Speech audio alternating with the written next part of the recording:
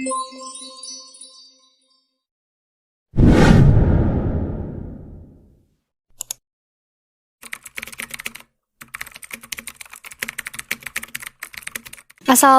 warahmatullahi wabarakatuh. Kami dari kelompok 3 Shift B kelas 12 IP1 akan mempresentasikan sumber hukum Islam yang muktalaf.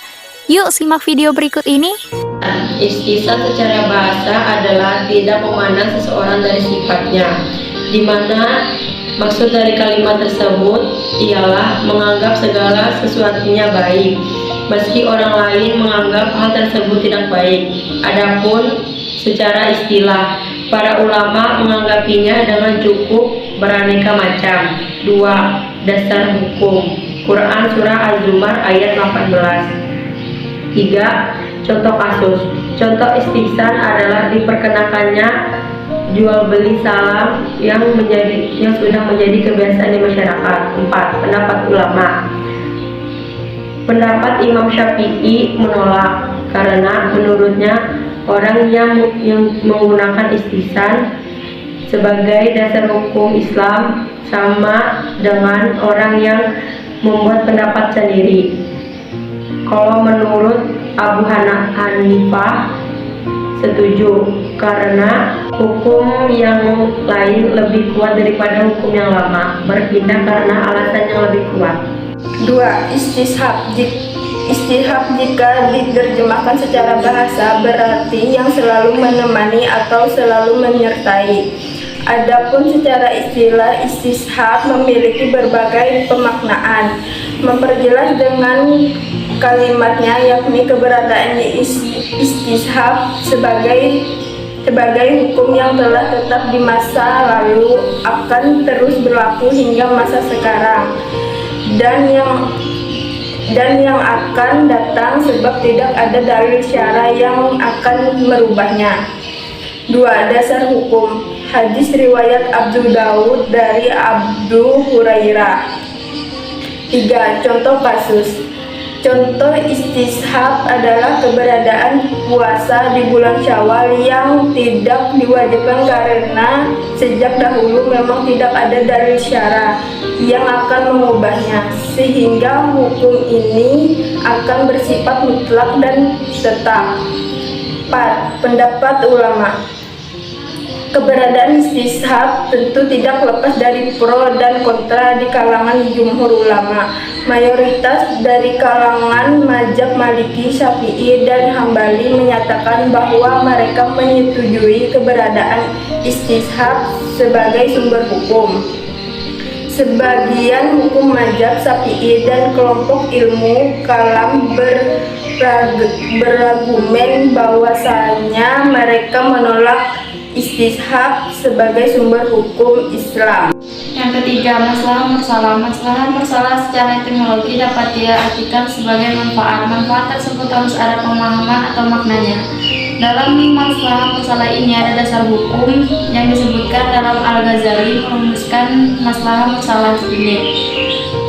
Setelah dasar hukum tersebut, ada contoh kasus yang ada dalam masalah ini, yaitu seorang laki-laki mau menikahi seorang perempuan, itu harus ada kata sah ataupun ada saksi yang mengesahkan pernikahan tersebut supaya ada kata sempurna dalam pernikahannya. Dalam masalah ini terdapat juga pendapat ulama yang menolak dan setuju. Dalam mazhab Hanafi, mazhab Hanafi ini menyetujui masalah mursalah karena tidak ada kata nafsu di dalam masalah mursalah ini, yaitu adanya niat karena Allah Subhanahu wa taala. Dari Syafi'i berpendapat bahwa mereka menolak karena mereka menganggap masalah mursalah ini dengan samar atau yang tidak sependapat dengan mazhab Hanafi. 4. Sadu Zariyah. Sadu Zariyah terdiri dari dua kata, yakni sad dan juga zariyah. Sad artinya menutup dan zariyah artinya jalan. Sadu Zariyah berlandaskan dasar hukum yakni surah Al-An'am ayat 108, di mana surah ini menjelaskan tentang dilarangnya umat muslim untuk memperolok Tuhan dari agama lain dikarenakan dikhawatirkan orang-orang dari agama lain akan memperolok Tuhan dari agama Islam. Salah satu contoh kasus Sadu Zariyah yang pertama adalah dilarangnya memperjualbelikan minuman anggur. Hal ini bukan dilakukan tanpa sebab dikarenakan minuman anggur yang diperjualbelikan selama ini merupakan minuman yang memabukkan. Dan kita ketahui bahwa di dalam Islam sendiri, minuman memabukkan sangatlah dilarang atau diharamkan.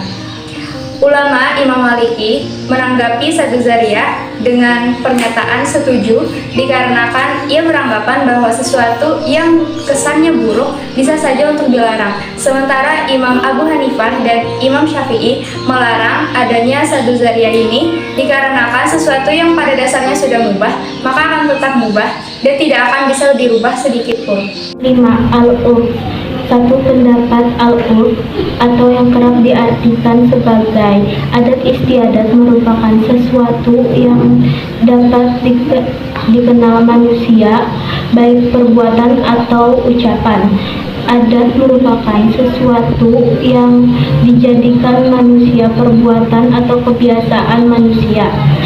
2. Dasar hukum al-urf yaitu Quran Surah Al-A'raf ayat 199. 3. Contoh kasus. Contoh al-urf adalah dengan tidak menghalalkan yang haram dan tidak membatalkan kewajiban. Sebagai permasalahannya yaitu memakan riba yang sudah jelas keharamannya maka tidak dapat diubah lagi ketentuannya. 4. Pendapat ulama. Dewi Masito memaparkan bahwa para ulama menyetujui urf dapat dijadikan hujah serta alat dalam menetapkan syariat apabila urf tersebut diketahui merupakan urf yang sahih. Sementara itu, urf yang fasid dipercayai tidak dapat dijadikan hujah sama sekali. Uman kablan. Syar'u secara bahasa adalah mengalir atau jalan yang lurus dan bukanlah jalan yang berbelok-belok. Syariat secara etimologi adalah tempat yang selalu didatangi setiap orang. Misalnya, kalau kita haus, pastikan kita akan singgah untuk membeli air minum. 2. Dasar hukum. Quran Surah Asy-Syura ayat 13. 3. Contoh kasus. Pada zaman Nabi Musa alaihissalam, pakaian yang terkena najis dianggap tidak suci, terkecuali pakaian tersebut dipotong pada bagian najisnya, maka dapat dianggap suci kembali. 4. Pendapat ulama. Menurut jumhur ulama Hanafiyah setuju karena syariat sebelum kita tersebut sudah berlaku di kalangan umum. Lain halnya syariat yang dibawa Nabi Muhammad SAW sebagai Rasul terakhir. Kalau menurut Imam Syafi'i menolak karena hukum-hukum sudah tercantum di dalam Al-Quran dan Sunnah Nabi. Mazhab Syahabi. Syahabi merupakan sahabat Rasulullah SAW yang beragama Islam. Mazhab Syahabi ini jika secara istilah didefinisikan sebagai pendapat sahabat Rasulullah SAW terhadap kasus yang dikutip oleh ulama mengenai fatwa ataupun ketetapan hukum yang belum dijelaskan dalam Al-Quran maupun Al-Hadis. Adapun dasar hukum dari mazhab Syahabi adalah surah At-Taubah ayat 100 dan contoh kasusnya yang pertama adalah penetapan atau perkataan dari Ali bin Abi Thalib mengenai mahar yang minimal adalah 10 dirham dan juga penulisan Al-Quran pada zaman Abu Bakar atas dasar usulan dari Umar bin Khattab. Pendapat ulama mengenai mazhab Syahabi ada yang setuju dan ada yang tidak setuju. Imam Malik Kemudian Abu Bakar Ar-Razi dan juga Imam Syafi'i dalam Qaul Qadimnya menyatakan bahwa mereka menyetujui keberadaan mazhab Syahabi, sementara Jumhur Asy'ariyah dan Mu'tazilah tidak menyetujui atau menolak kehujahan dari mazhab Syahabi. Yang kedelapan, dalalatul al-iqtiron. Dalalatul al-iqtiron artinya adalah dalil yang bersamaan, di mana secara istilah dalalatul al-iqtiron berarti sesuatu yang hukumnya disamakan dengan sesuatu yang muncul dikarenakan berada di dalam satu ayat. Contoh kasusnya berada pada surah Al-Baqarah ayat 196 yang artinya dan sempurnakanlah haji dan umrah karena Allah. Haji dan umrah berkedudukan sama hukumnya dikarenakan disebutkan dalam satu ayat yang sama. Beberapa ulama berpendapat bahwa dalalatul al-iqtiron tidak dapat dijadikan sebagai sumber hukum Islam dikarenakan sesuatu yang berhimpun tidak harus bersama. Sementara ulama dari Hanafiyah, Malikiyah, dan juga Syafi'iyah menyetujui keberadaan dalalatul al-iqtiron, musabab sesuatu yang atau menghendaki kebersamaan. Sekian dari kami, terima kasih sudah menonton.